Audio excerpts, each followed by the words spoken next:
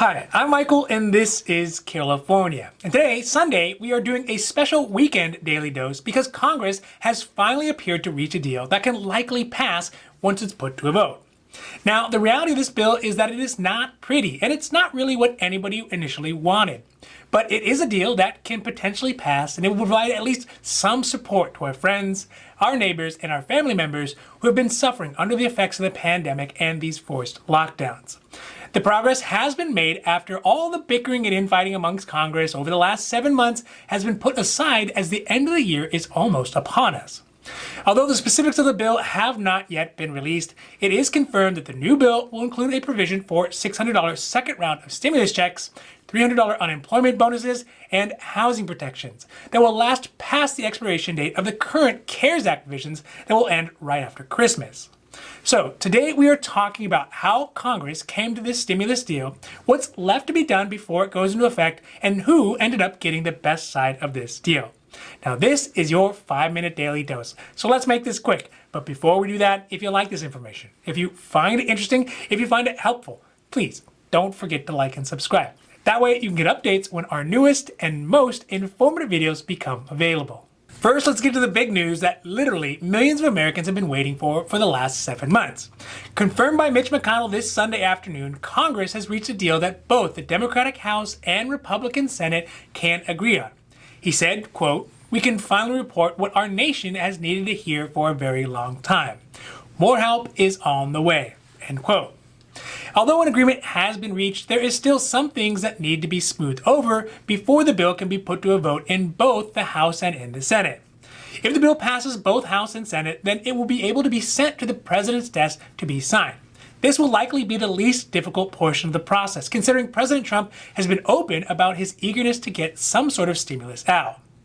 One issue that is the most pressing is the speed which Congress could actually get the bill voted on and passed.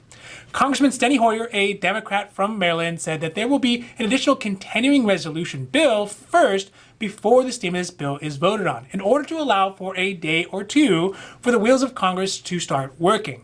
But since the government shutdown deadline is tonight, it is necessary to be able to extend the date in which they can vote a few days to be able to fit in the new relief package.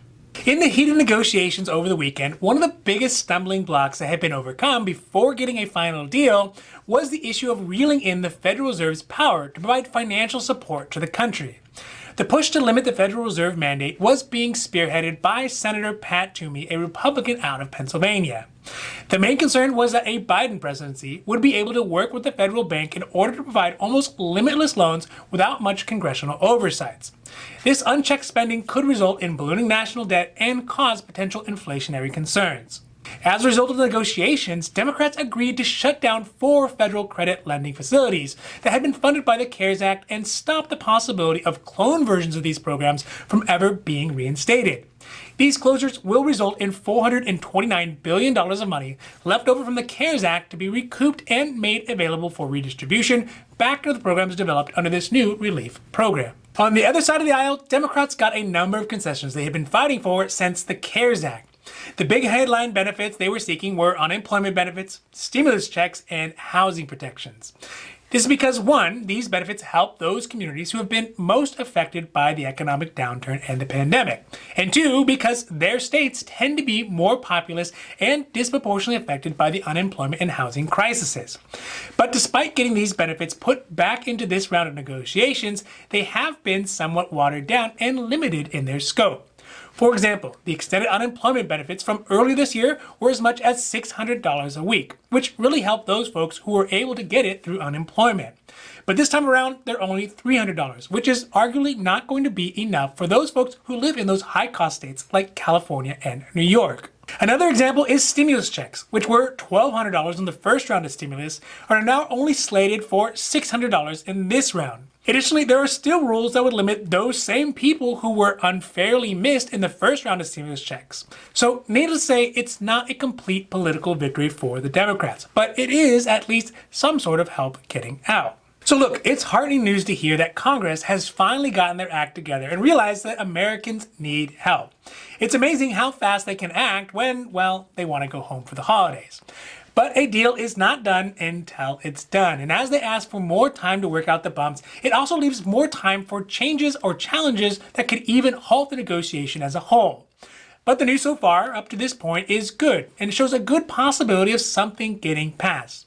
Now, even as we round the bend on this stimulus negotiation, I still cannot help to wonder how this will affect the next round of stimulus. President Biden has called this a down payment, but I have a sinking suspicion that Mitch McConnell and the Senate Republicans see this as a final installment payment. And although this stimulus relief is definitely not going to be enough to meet all the needs of all the people who are hurting right now across the country, if it does indeed pass, it will still be far better than the lump of coal we were all anticipating in our stockings. Now, this has been your 5-minute daily dose, and I hope that you found it interesting or helpful or at least useful. And if you did, please don't forget to like and subscribe. That way you can get updates when our newest and most informative videos become available. So that's it for me, and for Carelifornia, I'm Michael, wishing you a happy, healthy day.